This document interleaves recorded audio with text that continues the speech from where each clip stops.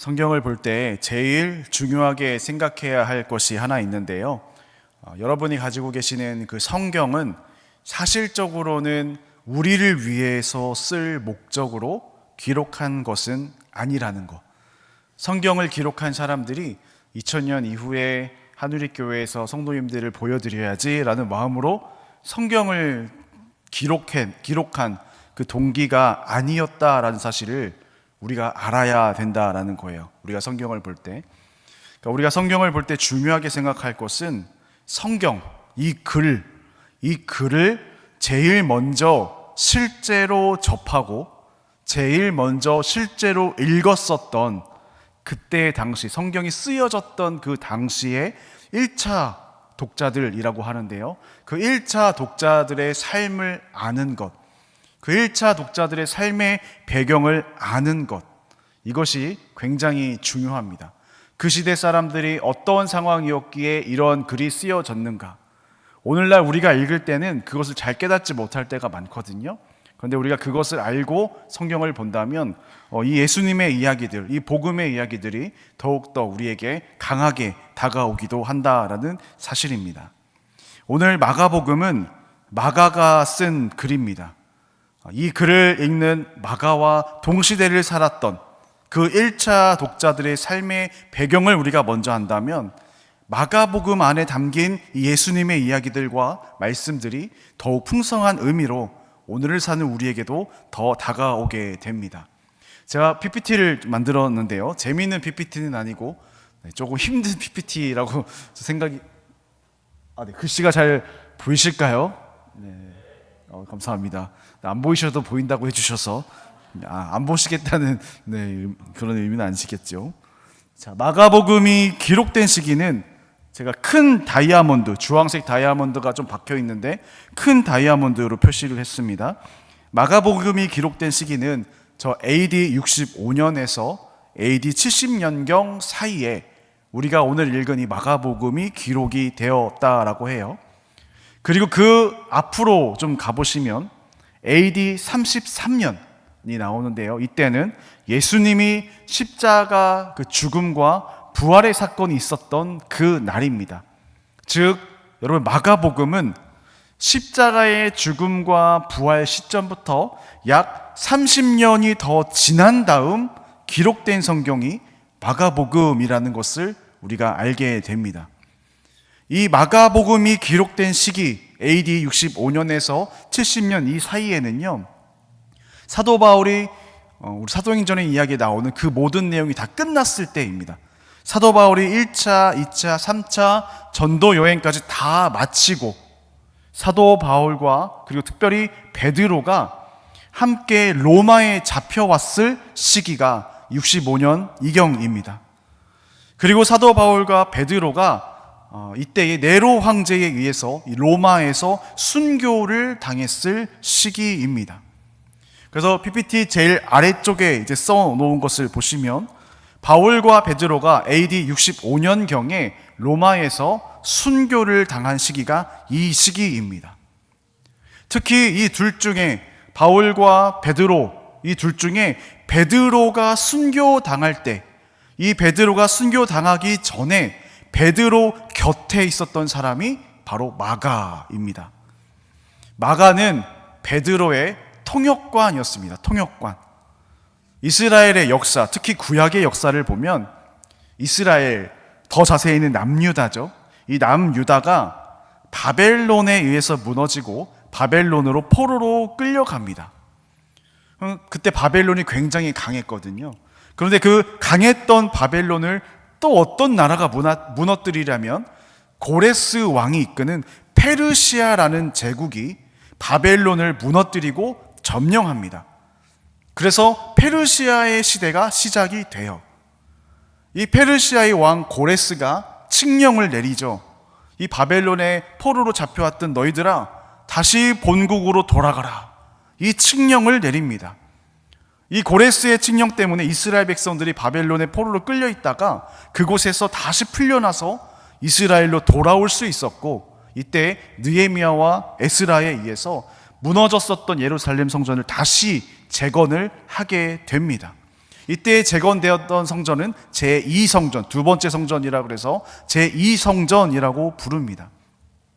제2성전을 재건하는 그 느헤미야와 에스라 시기, 여러분 이때는 바벨론이 이미 무너졌고 페르시아가 세계를 지배하던 때였습니다. 즉 이때 세계의 공용어는 페르시아의 언어인 아람어라는 언어입니다. 지금은 미국이 세계를 제패하기 때문에 세계의 공용어가 영어이듯이 이때는 페르시아의 시대였기 때문에 세계의 공용어가 페르시아가 사용했던 아람어라고 부릅니다. 그런데 또 시간이 지나요. 이 페르시아를 누가 또 정복하냐면 헬라 그리스 제국입니다. 헬라어라는 언어를 사용했던 민족입니다.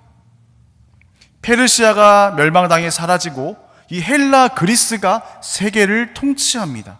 그래서 세계 공용어가 다시 헬라어가 됩니다. 예수님 시대까지요. 그래서 신약 성경, 예수님 시대의 신약 성경의 원어는 헬라어인 것입니다. 즉 쉽게 정리하여 말씀드리면 구약 시대에는 히브리어, 그리고 페르시아가 지배했던 신구약의 중간기, 이때는 아람어, 예수님의 그 신약 시대에는 헬라어로 이렇게 언어가 히브리어, 아람어, 헬라어 이렇게 시대적으로 구분이 됩니다. 제가 안 그래도 오후 시간에 졸린데 마가의 이야기를 하다 갑자기 이 세계의 흐름의 이야기를 왜 말씀드리냐면 마가가 언어에 능통한 자였습니다. 베드로가 순교하기 전에 마가가 그 베드로의 옆을 지키고 있었는데 마가는 베드로의 통역관으로서 모든 언어에 능통하여 베드로의 복음을 전하는 사역에 옆에서 같이 도움을 주었던 사람입니다. 즉 마가는 히브리어, 아람어, 헬라어, 당시에 세계 각국 언어였던 히브리어, 아람어, 헬라어 이 모든 언어에 능통했던 사람이었기 때문에 통역관이 될 수 있었다라는 거예요. 그래서 통역관 마가가 기록한 이 마가복음, 특히 여러분 잘 아는 구절 있지 않습니까? 5장을 보시면 야이로의 딸을 살리는 예수님의 모습이 나오는데 이때 이런 표현이 담겨져 있습니다. 5장 41절에 보면 그 아이의 손을 잡고 이르시되 달리다 굼 하시니 번역하면 곧 내가 네게 말하노니 소녀여 일어나라 하심이라. 여러분 여기서 말한 이 달리다 굼이 신구약 중간기에 쓰였던 페르시아의 언어 바로 아람어입니다. 신약시대의 사람인 마가, 즉 헬라어를 쓰는 시대를 살아가는 마가에게는 이 아람어는 중간기의 언어였기 때문에 이 마가에게는 아람어가 옛날 언어였습니다. 우리의 지금 옛 언어가 한자이듯이 마가에게는 옛 언어가 아람어와 히브리어인 겁니다. 즉 마가는 신약시대에 지금 헬라어를 쓰고 있는 시대에 살고 있는데 그래서 그때 당시에 있었던 글들이 다 아람어로 쓰여져 있고 히브리어로 쓰여져 있는 거예요. 이 글들을 읽지 못하니까 다시 헬라어로 재번역을 해야 하는 시기가 마가가 살았던 시기입니다. 옛날 히브리어와 아람어의 글들을 다시 이 세대 사람들이 읽을 수 있도록 다시 헬라어로 번역해야 하는 시기에 살았던 사람이에요. 그래서 통역관이었던 마가는 자신이 쓴 이 마가복음에 이렇게 옛 언어인 히브리어, 아람어, 달리다 굼 이거를 먼저 쓴 다음에 이런 표현을 꼭 해요. 번역하면 이라는 말을 꼭 마가복음에 많이 씁니다. 옛 언어를 쓰고 번역하면 이 말은 이 말입니다 라는 말들을 덧붙여서 이 기록들이 마가복음 안에 많이 이제 기록이 되어 있습니다. 그러니까 옛 언어를 헬라어로 번역했던 흔적이 마가복음 안에 담겨져 있고 마가가 언어에 능통했던 사람이었다라는 것을 알 수 있습니다.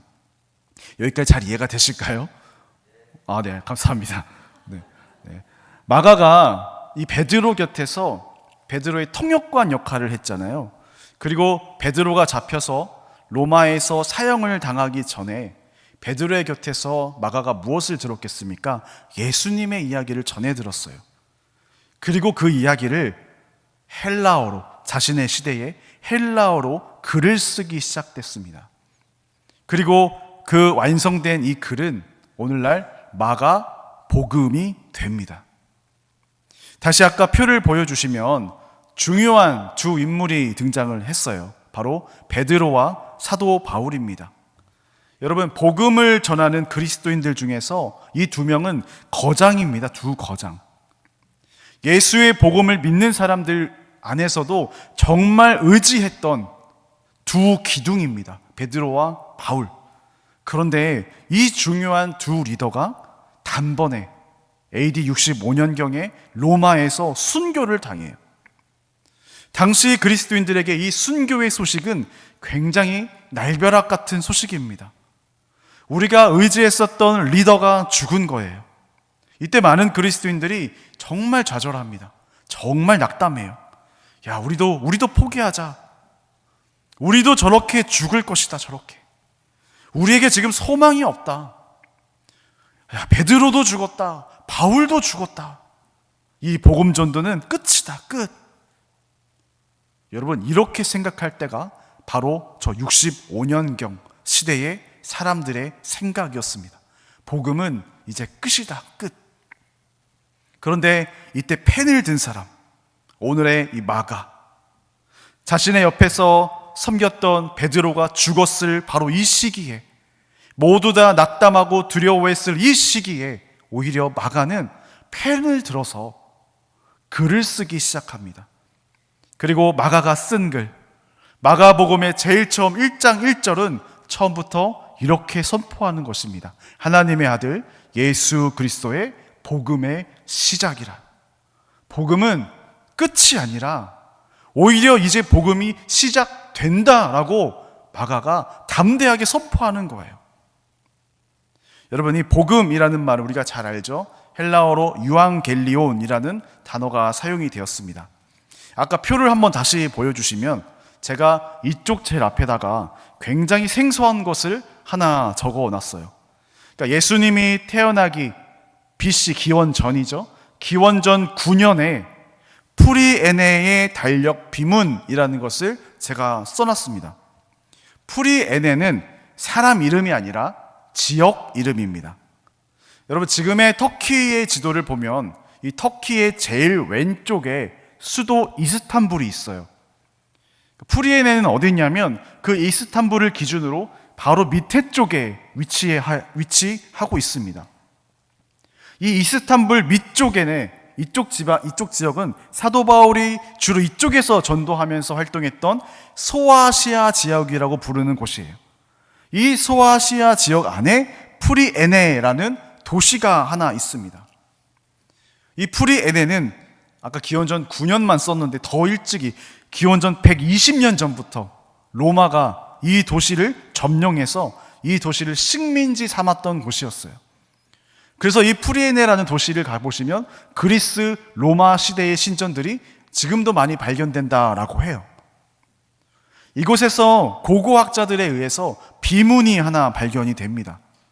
그런데 이 비문을 보니까 달력이에요, 달력. 바로 달력 비문인 것입니다. 그러니까 이 달력은 당시에 로마가 활용했었던 달력이에요. 그리고 이 달력은 오늘까지 우리에게 전해져서 전 세계적으로 지금 우리가 쓰는 달력으로까지 이어지는 달력입니다. 여러분, 예를 들어서 8월 달을 영어로 어거스트라고 부르는데 바로 이때 로마의 초대 황제인 아우구스투스가 죽은 그 달이 8월 달이라고 해서 이 황제의 이름을 따서 어거스트, 8월이 된 것입니다. 그런데 제가 이 비문을 말씀드린 이유가 있습니다. 이 비문에 그 학자들이 살펴봤더니 복음, 우리가 잘 알고 있는 단어, 복음이라고 불리는 그 유앙겔리온이라는 글, 이 단어들이 굉장히 많이 발견되었다라는 거예요. 여러분, 이 비문에 이렇게 기록이 되어 있었습니다. 한번 보여주세요. 제가 한번 읽어드리겠습니다. 그분은 인간이 창조된 이후 선행을 베푼 모든 이보다 훨씬 뛰어났을 뿐 아니라 그보다 더 위대한 인물은 나올 수 없을 것이다. 여러분, 그분은 예수님이 아닙니다. 황제 아우구스투스죠. 황제께서 태어나신 날은 세상을 위한 유앙겔리온, 복음의 시작이었다. 이 복음은 황제 때문에 생겨났다. 그 프리엔의 달력 비문에 적혀 있었던 글입니다. 여기에서 황제는 로마의 초대 황제죠. 아우구스투스예요.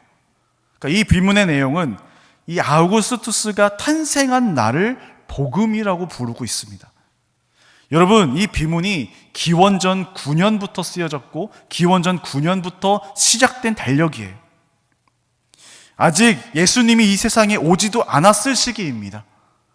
기원전 9년부터 로마 황제들은 복음의 대상이었던 것입니다.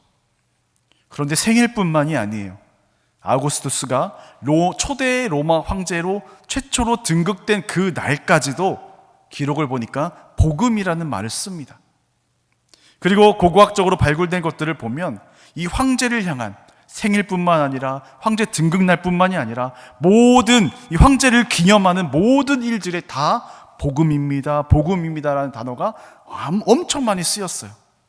심지어 그 뒤로 이 복음이라는 말은 로마 황제들이 바뀔 때마다 계속 쓰였습니다. 네로, 베스파시아누스, 티투스, 도미티아누스. 자, 지금 다시 마가가 마가복음을 기록했을 이때 AD 65년경 이때 이야기를 더 드리자면 이때는 네로 황제가 통치하고 있었습니다. 박해가 굉장히 심했던 때입니다. 전해오는 전승에 의하면 네로 황제가, 여러분 한 번쯤은 다 들어보셨을 거예요. 네로 황제가 기독교인을 잡아서 큰 나무를 땅에 엄청 여러 개를 박습니다. 그다음 기독교인들을 잡아와서 거기에 그리스도인들을 나무에 산채로 매달아요. 죽은 채도 아닙니다. 산채로 쫙 매달아요. 그리고 저녁이 될 쯤에 로마 병사들이 막 대열을 갖춰서 옵니다.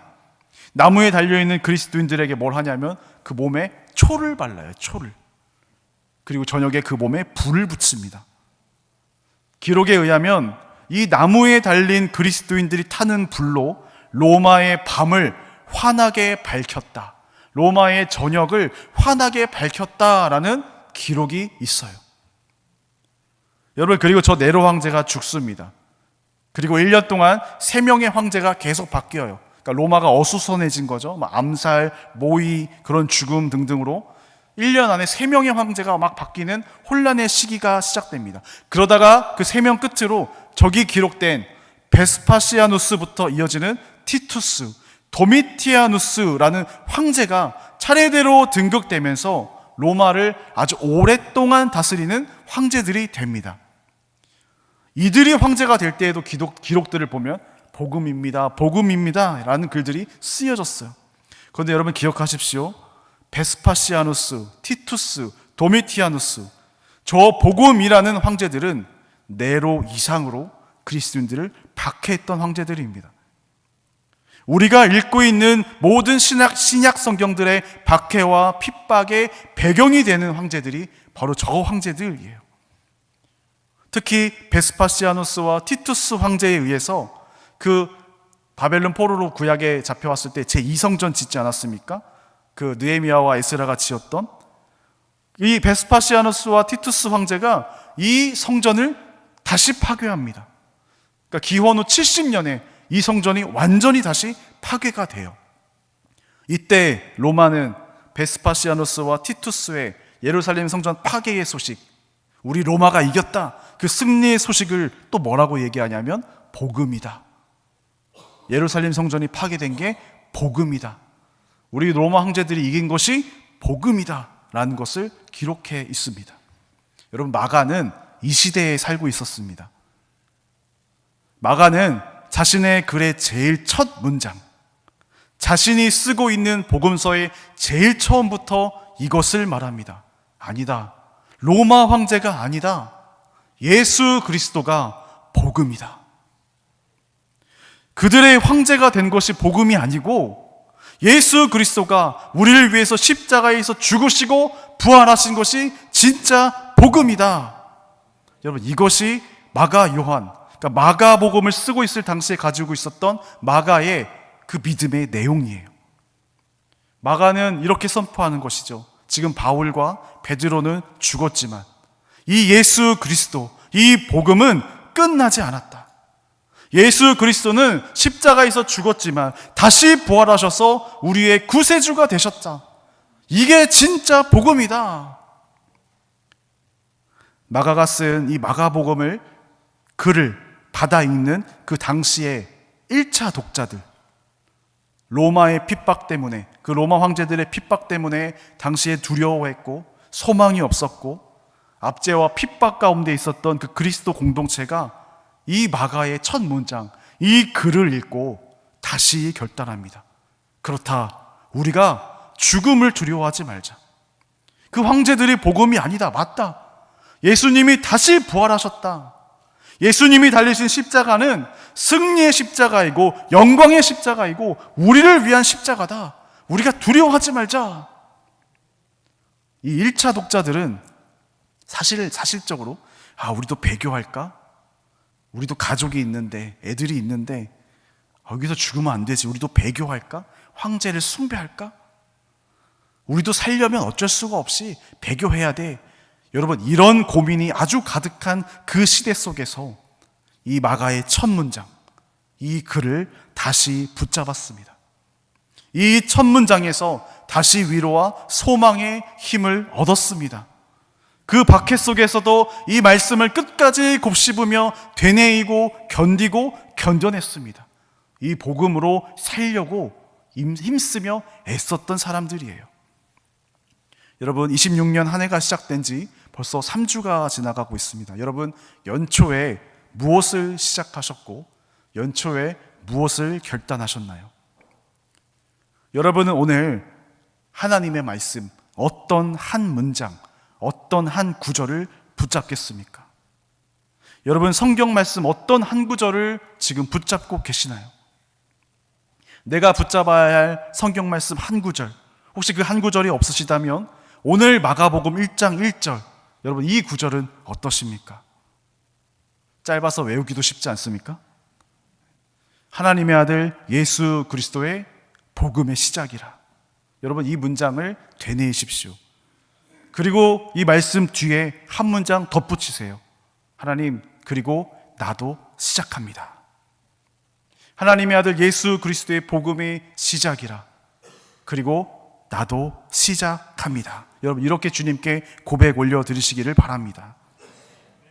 예수의 복음이 지금도 세상으로 흘러가는데, 여러분, 나로 인해서 그 복음이 다시금 흘러갈 것을, 내가 주님의 도구로 그렇게 쓰임받고 내가 그렇게 주님의 도구로 사용되기를 이 성경 구절 붙잡으면서 여러분 다시 결단하시기를 축복합니다. 마가복음 1장 17절에 보면 이런 구절이 있습니다. 우리 한번 다 같이 읽어보겠습니다. 시작. 예수께서 이르시되 나를 따라오라. 내가 너희로 사람을 낚는 어부가 되게 하리라 하시니. 마가복음을 읽어보면 주님은 제자들을 부르시면서 늘 자주 이렇게 말씀하셨습니다. 나를 따라오라, 나를 따라오라, 나를 따라오라. 그런데 이 구절에 헬라어 오피소라고 발음하는 이 헬라어 전치사가 들어있습니다. 이 오피소라는 전치사는 크게 두 가지 뜻인데요, 하나는 뭐뭐 뒤에라는 뜻입니다. 우리가 주님을 따른다는 것은요, 내 마음대로 하겠다는 것이 아니에요. 내 힘으로 하겠다는 것이 아니에요. 내가 예수님 뒤에 있겠다라는 뜻이에요. 앞서가신, 승리하신 예수님 바라보면서 그 뒤를 내가 따르겠다라는 거예요. 예수님 뒤에서 그 십자가의 길을 나도 따라 걸어가겠다라는 거예요. 또 하나의 뜻이 있죠. 뭐뭐 후에라는 뜻입니다. 나를 따르라라는 오늘 주님의 말씀은요, 예수님 다음 시대, 예수님 이후에, 예수님 다음 시대를 살아가고 있는 너희들이 이제 복음으로 살 차례다라는 주님의 말씀이 되기도 합니다. 오늘날 예수님의 제자는 어떤 사람들일까요? 예수님 뒤에 서 있는 제자들, 그리고 예수님 이후에 지금의 나의 시대에, 오늘의 나의 시대에, 지금의 나의 차례에, 나의 시대에도 복음으로 살아가려고 노력하는 그 예수 공동체가 예수님의 제자들일 것입니다.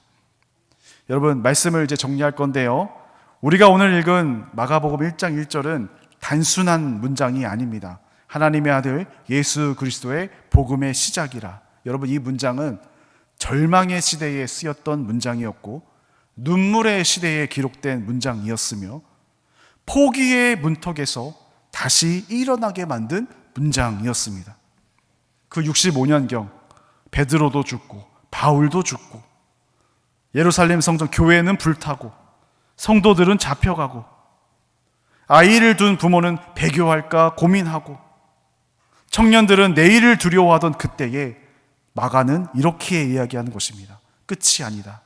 예수 그리스도의 복음이 이제 시작되었다.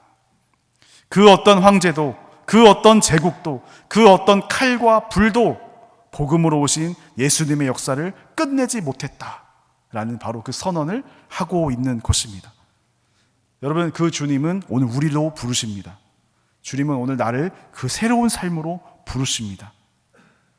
멈추지 않는 이 복음은 다시 우리로 하여금 멈추지 않는 이 복음의 삶을 살라라고 나를 부르고 계십니다.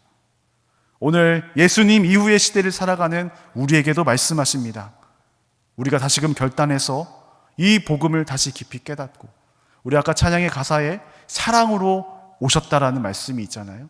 사랑으로 오신, 사랑이 나 때문에 이 세상에 오셨고, 나 때문에 주님께서 십자가 지셨고, 나 때문에 그 사랑을 보여주셨던, 여러분 그 사랑을 우리가 안다면 예수님 이후의 시대를 살아가는 우리가 그렇게 복음의 제자로 사야 되지 않을까요?